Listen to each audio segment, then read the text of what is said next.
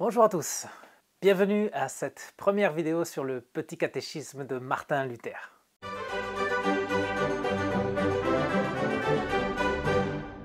C'est dans la Bible que nous apprenons à connaître Dieu. Cependant, la Bible est un livre grand. Elle est en réalité toute une bibliothèque. Elle est composée de 66 livres différents. Ça prend toute une vie d'étudier la Bible. Et même avec toute une vie, on n'arrive pas à cerner tout ce qu'elle enseigne. Nous nous contenterons d'étudier ici les enseignements les plus importants. C'est pour faire cela que nous utiliserons le petit catéchisme de Martin Luther. Ce petit catéchisme présente les points fondamentaux de la doctrine chrétienne. Doctrine, ça veut dire enseignement. Et puisqu'on est dans les définitions, un catéchisme, c'est un manuel d'instruction biblique qui se présente sous forme de questions et de réponses. Luther a écrit ce petit catéchisme que nous étudierons parce qu'en visitant les églises dans les villes et villages de son pays, il s'est rendu compte que les gens ne savaient presque rien de la Bible. Il a constaté que même beaucoup de pasteurs ne la connaissaient pas suffisamment et qu'ils étaient incapables de l'enseigner. Donc, en 1529, il écrit le petit catéchisme pour aider les gens à apprendre l'essentiel de la doctrine chrétienne. On l'appelle petit catéchisme parce qu'il en a écrit aussi un grand. Le grand catéchisme était plutôt dirigé aux pasteurs pour les aider à approfondir dans l'enseignement chrétien. Alors, le petit catéchisme comprend 4 parties. D'abord, les 6 points fondamentaux de la doctrine chrétienne, ensuite des prières, puis vient le règlement de la maison, c'est-à-dire des instructions bibliques à la situation de chacun, pour les parents, pour les enfants, pour les chefs, pour les employés, etc. Et tout à la fin, on trouve le modèle d'examen de conscience, c'est-à-dire des questions à se faire avant d'aller à la Sainte Seine. Dans ce cours, on n'étudiera que la première partie, les 6 points fondamentaux de l'enseignement de la Bible, à savoir les 10 commandements, qu'on appelle aussi la loi de Dieu ou le décalogue, le credo ou symbole des apôtres, le Notre Père, la prière du Seigneur, le sacrement du baptême, la Sainte Seine et la confession et l'absolution qu'on appelle aussi le ministère des clés. Mais comme tous ces enseignements fondamentaux sont basés sur la Bible, on parlera dans cette première vidéo de la Bible. Tu savais que le mot Bible signifie livre des livres? Bon, maintenant tu le sais.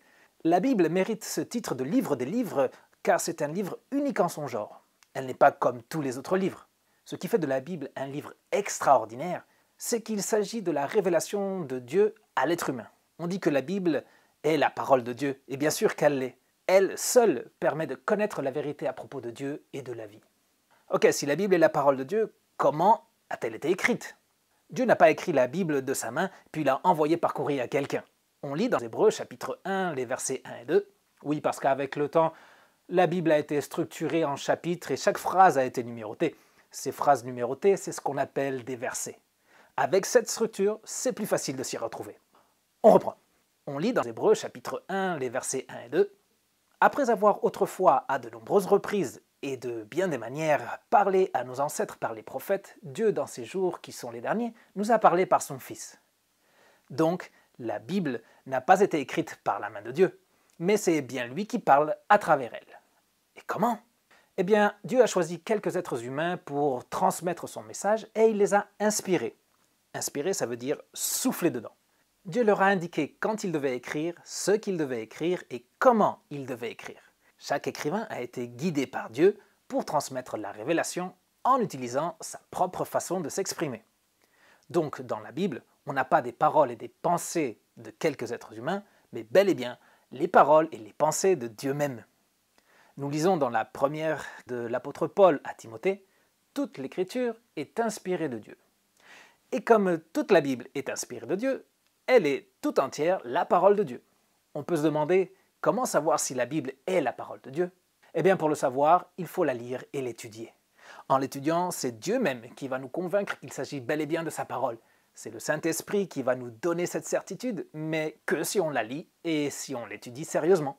Par ailleurs, il y a aussi des évidences externes qui nous donnent de bonnes raisons de croire que la Bible est la parole de Dieu. D'abord, elle a été écrite par environ 40 écrivains, tous issus de différents horizons, y compris des rois, des paysans, des philosophes, des pêcheurs et des poètes. Ces 40 écrivains ont vécu sur 3 continents différents, l'Asie, l'Afrique et l'Europe. Ils ont écrit en 3 langues différentes, l'hébreu, le grec et un peu en araméen. Ces 40 écrivains ont vécu à différentes époques, couvrant une période d'environ 1500 ans entre le premier et le dernier. Si on jette un coup d'œil à la Bible d'un peu plus près, on voit qu'il y a 2 parties principales, l'Ancien Testament et le Nouveau Testament. L'Ancien Testament, avec ses 39 livres, est centré sur les promesses de Dieu concernant le Sauveur du monde. Cette première partie de la Bible nous raconte du soin que Dieu a pris du peuple d'Israël, le peuple qu'il avait choisi et duquel devait naître le Sauveur du monde. Le Nouveau Testament, et ses 27 livres quant à lui, nous racontent comment Dieu a accompli les promesses de l'Ancien Testament. Cette deuxième partie de la Bible nous montre ce qui se passe depuis la naissance de Jésus-Christ, le Sauveur du monde. Le Nouveau Testament nous raconte les débuts de l'Église chrétienne et comment le message du Christ ressuscité s'est répandu dans l'Empire romain. Donc, on voit que l'argument principal de la Bible tourne autour de son personnage central, Jésus de Nazareth, le Sauveur promis. Les écrivains sont en complète harmonie sur le message principal, et une telle harmonie ne peut pas être le résultat d'un pacte fait entre des êtres humains. Ce ne peut être que l'œuvre de Dieu. Imaginez une quarantaine de personnes jetant en l'air des petits bouts de papier avec des mots écrits au hasard, et qu'en tombant par terre, ces mots reconstruisent parfaitement Les Misérables de Victor Hugo. Vous me direz qu'il y a sûrement un truc, c'est pas possible.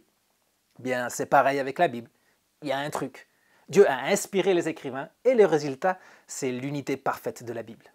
Mais plus important que son incroyable unité, c'est la raison pour laquelle Dieu nous l'a donnée. Le but de la Bible, c'est de nous raconter l'œuvre de Jésus-Christ pour qu'on puisse croire en lui et recevoir la vie éternelle. La Bible nous annonce le pardon et la délivrance de la condamnation qu'on méritait. La Bible provoque de la joie et remplit d'espérance notre cœur. La Bible est la source d'une vie sereine et elle est la lumière qui nous indique comment vivre ce cadeau de Dieu. Elle mérite donc d'être lue et d'être étudiée, et c'est précisément ce qu'on va faire en étudiant le catéchisme. Maintenant, réponds au quiz qui se trouve dans la description, et on se retrouve bientôt pour continuer notre étude des vérités fondamentales de la Bible. Ciao!